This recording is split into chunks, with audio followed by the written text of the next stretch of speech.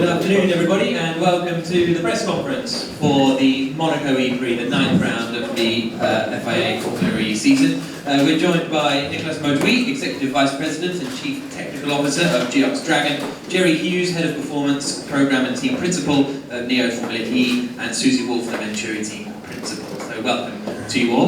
Nicolas, we'll start with you. A couple of races where the team have shown a lot of pace. The results aren't quite there. Well, Max had a 5th place in Paris, but the team seems to be in a good place at the moment at this point in the season.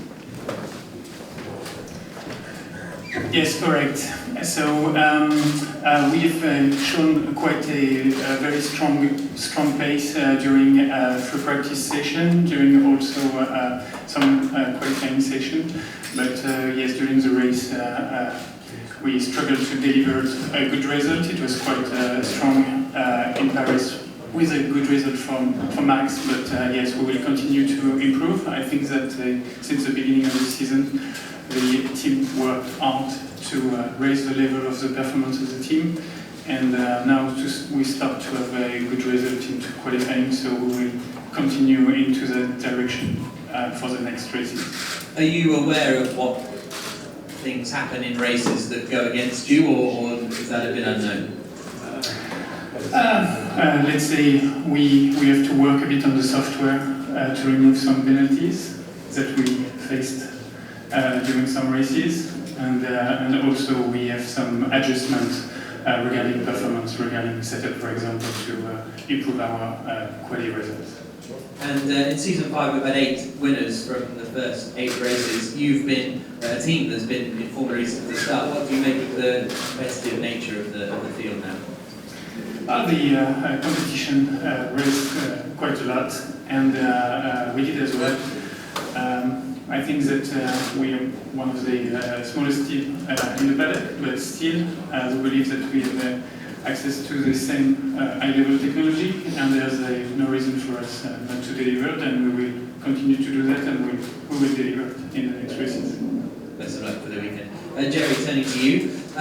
Round 9 of the season now, and I'm sure you're at the bottom of the team's standings. What are the areas you need to improve on in particular, and is that achievable going into the last 5 races? Yeah, I mean it's been a challenging season for us to this point.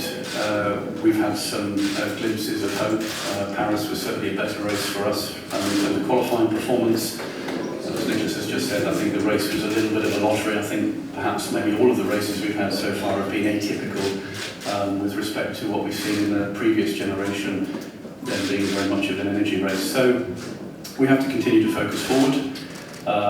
We have known issues with the car. It's not the fact that we don't know how to improve. We need to keep working on those, certainly within the framework of the technical and the sporting regulations.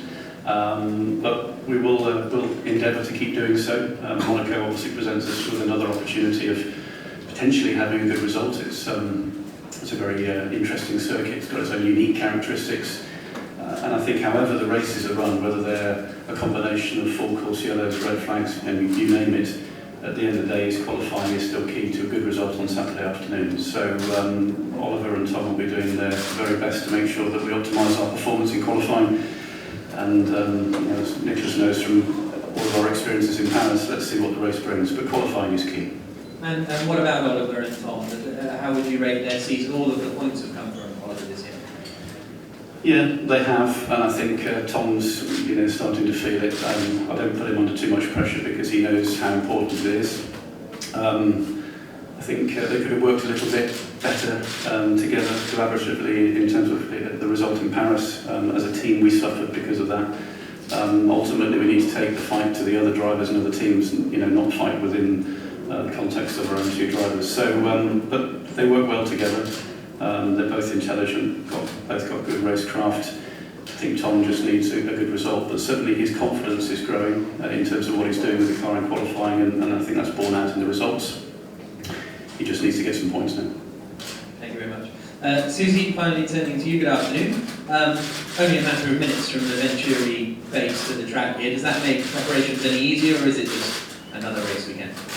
No, without a doubt, it's a very special race weekend for us. Obviously, with Gilles Pastor and our president having our headquarters here, but obviously him being quite a prominent person within Monaco, it's a very special weekend. We have a lot of guests, we have a lot of friends and family of Gilles here, and obviously being only minutes away means it's much easier for the team to prepare for this week, and we're obviously hoping to try and have a successful race tomorrow.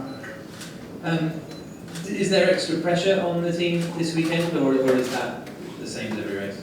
It's the same as every race. I think there's pressure to optimise and put a good race day together, and whichever race you come to. Obviously, there's slightly more action around the race because of the amount of guests the team has, but in respect of the pressure, it's the same as business as usual. And what did you make of Paris? It was looking like a very strong race, but then in the space of 2 corners you had Felipe spinning and Edo in the barriers. What was it, just a lottery, that race, and there's nothing you can learn from it, or can you take stuff forward? Looking back, I wish I could have hit the pause button around 10 minutes into the race, because like you said, it was looking very good for us, but that's the complexity of Formula E. I mean, it was a very tough race for the drivers with the conditions, but in the end it just reiterated the fact that it's down to those that make the least mistakes, because we were in a very good position to take good points finish, and that's what this championship is about. It's just about getting points every race weekend. It doesn't mean if you have to win the podium all the time, but the points, however little they may be, all add up and become very important, especially with how close it is at the front. So I think it's important that we look as to why we ended up not finishing the points, what we could have done better, and of course you can always blame it on bad luck, but in the end you make your own luck, and we've got to make sure that we learn from the mistakes we made there and make sure they don't happen again. Thank you very much. We'll open it up to questions.